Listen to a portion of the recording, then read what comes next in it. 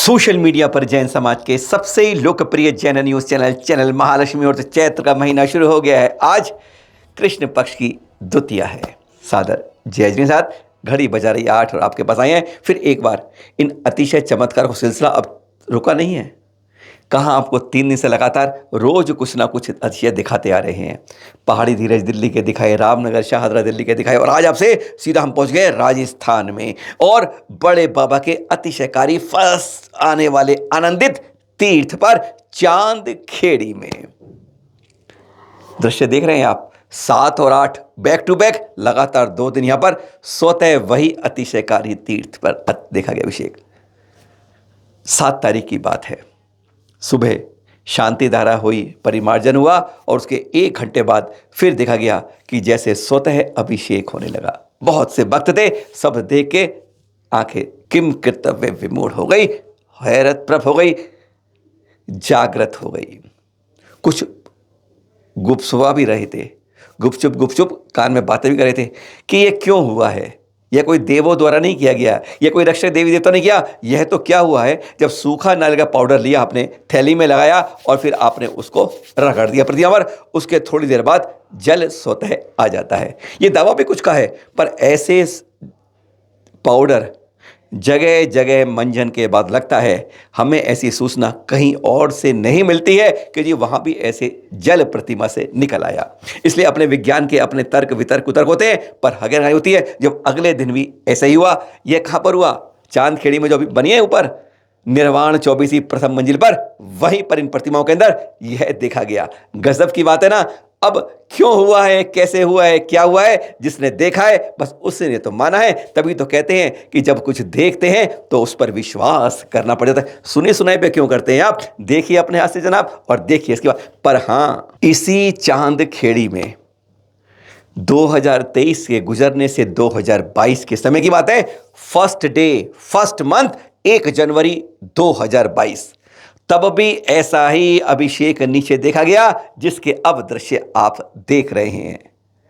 लगातार 14 महीने बाद ऐसा फिर हुआ और आप कहें तो 14 माह 6 दिन बाद एक बार फिर चांदखेड़ी में स्वतः देव जनित अभिषेक की जल कण प्रतिमाओं पर देखे गए।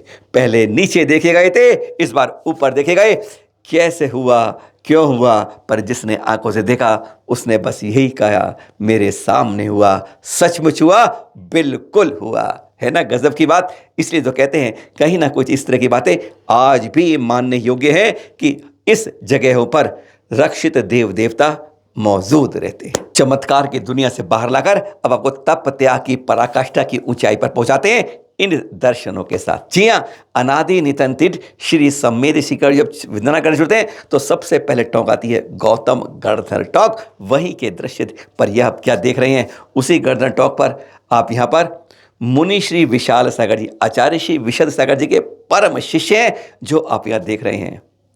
आप सोच रहे होंगे 1-2 घंटे ध्यान मग्न हैं, यही बताने आ रहे थे। नहीं, ध्यान मग्न है, खड़गासन मुद्रा में है। कब से हैं? चलिए 1 दिन 1.5 दिन मान लेते हैं।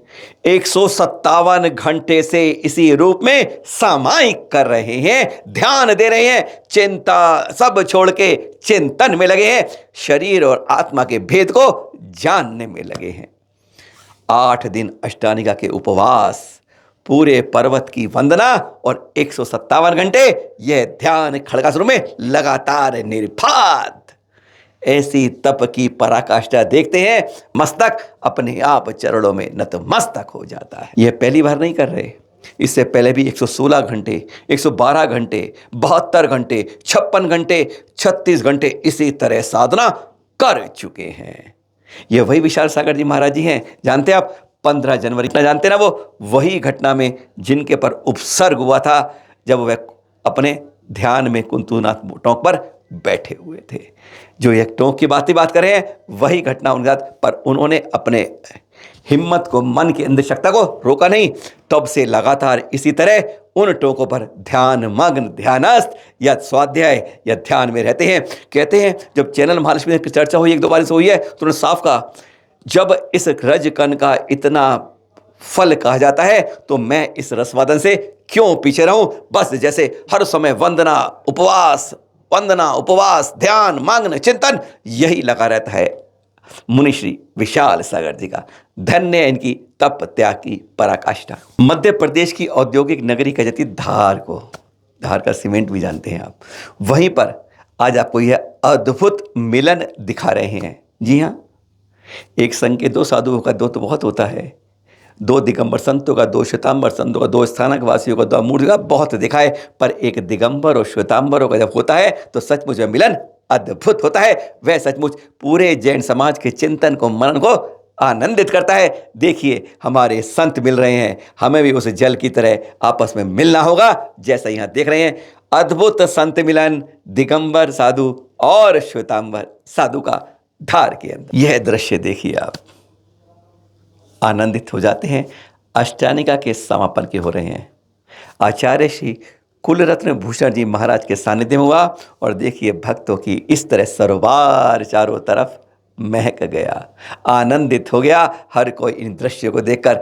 जब हमारे पास आए तो एक नहीं, दो नहीं, चार बार रहे। सचमुच गजब के दृश्य हैं। ये छोटा सी झलकी है, इससे पहले बहुत तरह की हमारे पास वीडियो आए।